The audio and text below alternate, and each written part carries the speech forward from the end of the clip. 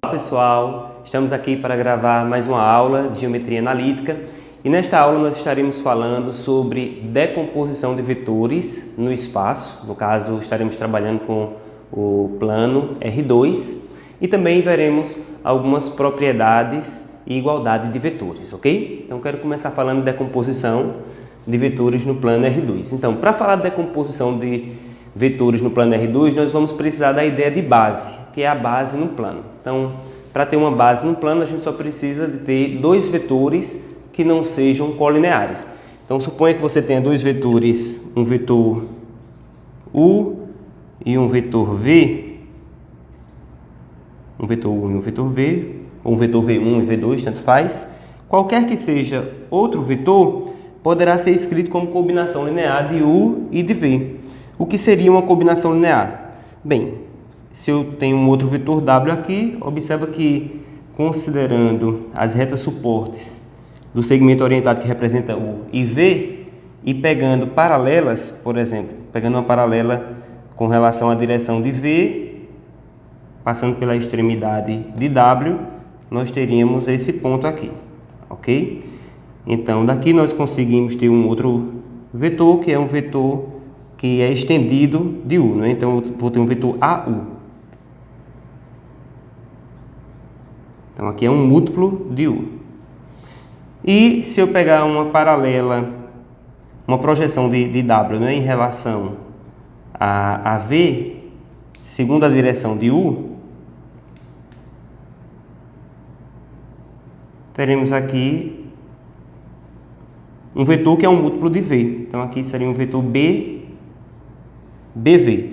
Então, nota que o vetor W é simplesmente a soma do vetor AU com o vetor BV, né? Já que esses vetores aqui são iguais.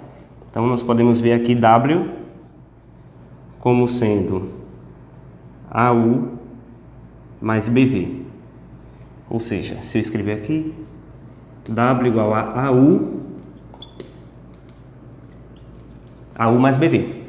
Então, sempre que você tem um plano e você tem dois vetores nesse plano que não são paralelos, ou seja, dados quaisquer dois vetores U e V pertencentes a um plano π, onde U e V não são paralelos, ou seja, U e V não é paralelo a π, U e V não é colinear, não são colineares, então existe dois números reais A e B, existem A e B pertencentes aos reais, tais que o vetor W pode ser escrito como A vezes U mais B vezes V. Então, essa soma aqui, A vezes U mais B vezes V, é chamada de combinação linear entre os vetores U e V.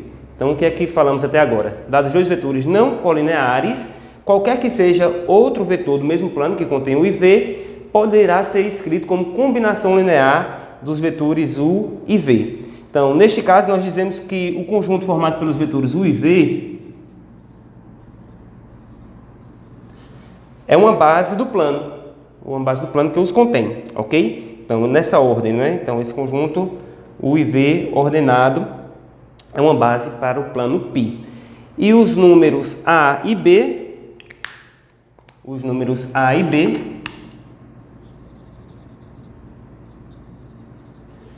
são as componentes do vetor W em relação à base UV. Componentes ou coordenadas de W em relação à base UV. Então, daí, normalmente, quando nós temos um conjunto, em um conjunto a ordem não importa, a ordem dos seus elementos. Porém, quando está se referindo a uma base de vetores, a ordem importa. Então, nós dizemos que é uma base ordenada, um conjunto ordenado, já que se eu inverter aqui a ordem U por V, então esses escalares aqui, que são as componentes de W em relação ao V, também seriam invertidas, ok? Então, basicamente, nós temos isso.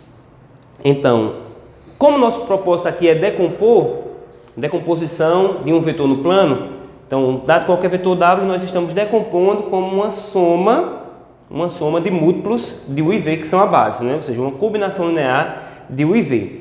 Essas componentes coordenadas de W em relação a U e V, elas são muito importantes. Por quê? Porque a base uma vez fixada, dado qualquer vetor, você pode escrever como combinação linear da base.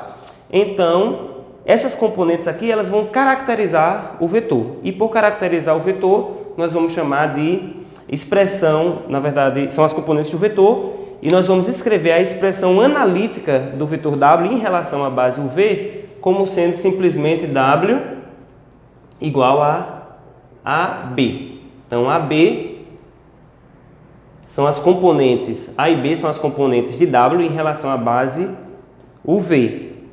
E quando nós escrevemos dessa forma, essa é a expressão analítica de W em relação à base UV, ok? Então, essa expressão aqui, essa forma de nós representarmos W, é uma representação vetorial. Então, a representação vetorial de W como combinação linear de U e V. Porém, uma forma de representarmos o mesmo vetor W, uma vez que está fixada a base UV, é usar a expressão analítica, ok? Então, de modo geral,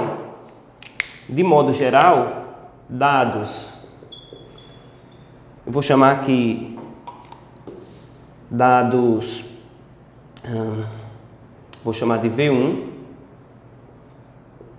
e V2,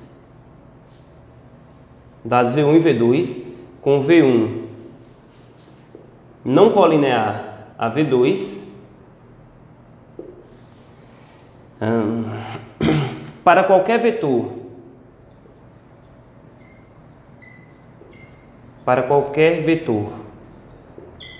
W pertencente ao mesmo plano que contém V1 e V2, ou seja, aqui eu tenho V1 e V2 pertencente ao plano π, para qualquer vetor W pertencente ao mesmo plano π, existem coordenadas ou números reais A1 e A2, pertencente aos reais, tais que W poderá ser escrito como A1 V1 mais A2 V2. E, portanto, A1 V1 mais A2 V2 é a expressão vetorial de W. E se eu desejar escrever a expressão analítica de W, temos que W será representado como A1, A2. Ok? Além disso, V1 e V2, o conjunto formado por V1 e V2, é uma base do plano. Muitas vezes a gente simboliza uma base por uma letra grega beta maiúsculo, ok? Então, se nós considerarmos no plano cartesiano, por exemplo, um ponto aqui, 1, então aqui eu tenho um vetor, partindo da origem até esse ponto. Esse vetor aqui eu vou chamar de J, e aqui, considerando um aqui, também eu tenho outro vetor,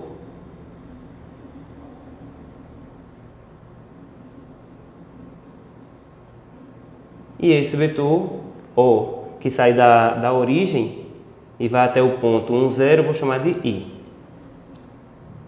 Então, note que esses dois vetores, eles formam um ângulo de 90 graus, ou seja, eles não são colineares, com certeza. E, portanto, por não serem colineares, eles formam uma base para o plano. Aqui eu tenho um plano R2.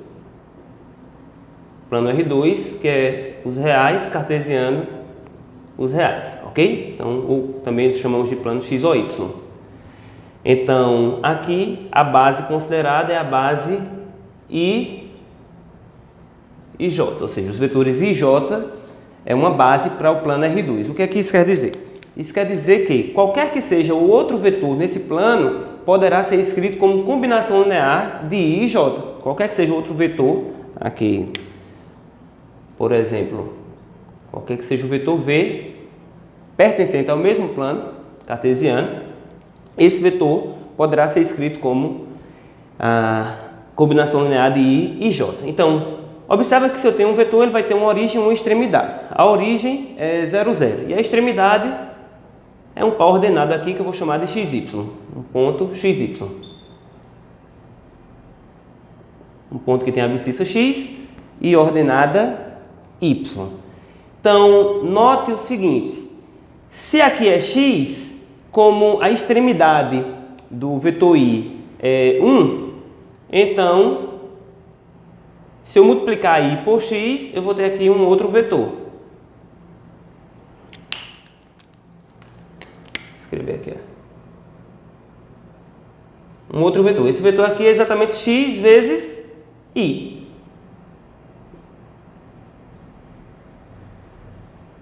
X vezes i. Ficou muito grande aqui.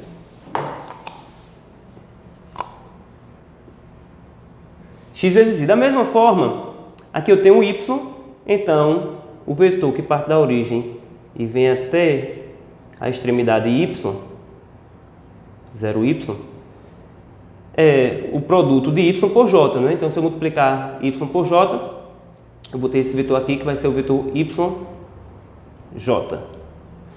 Então, note que o vetor v é exatamente a soma de xi mais yj. Xi mais yj é v. Portanto, eu posso escrever v como sendo xi mais yj. Xi mais yj. E com isso, em relação a essa base i, j, as coordenadas de v em relação a essa base são as coordenadas x e y. Ou seja, eu posso caracterizar ou escrever a expressão analítica de v como sendo simplesmente o par ordenado xy. Então, observa que, segundo essa base i e j, qualquer que seja o vetor partindo da origem com extremidade xy, é representado analiticamente simplesmente pela extremidade, o ponto xy. Então, essa base xy é uma base muito fácil de representar os vetores na expressão analítica. E por isso essa base recebe um nome especial na literatura. Ela é chamada de base canônica, ou seja, a base i e j é a base canônica do R2. É a base canônica